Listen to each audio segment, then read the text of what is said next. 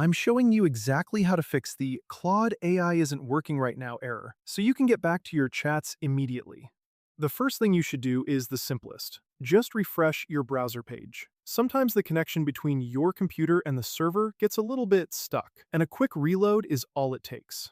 If that doesn't clear the message, you need to try logging out and then signing back in. To do this, go to your profile icon, click Log Out, and then enter your credentials again. This resets your active session and can often clear out any temporary bugs that are preventing the interface from loading.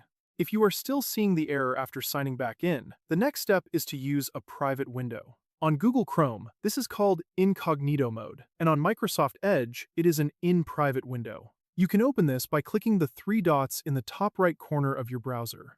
The reason this works is that it launches a session without any of your saved extensions or browser history interfering. If Claude works in a private window, but not in your normal browser, it means one of your browser extensions is likely the culprit, and you might need to disable it. Now, that goes both ways. While a VPN can protect your privacy, it can also cause Claude to flag your connection as suspicious. If you have a VPN turned on, toggle it off and try to reload the page.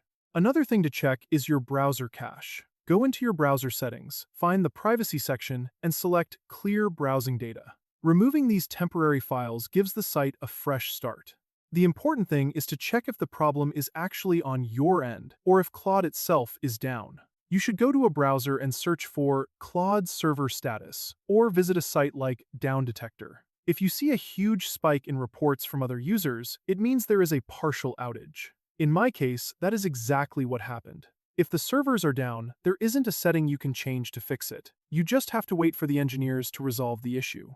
I hope you found this helpful, and I'll see you in the next one.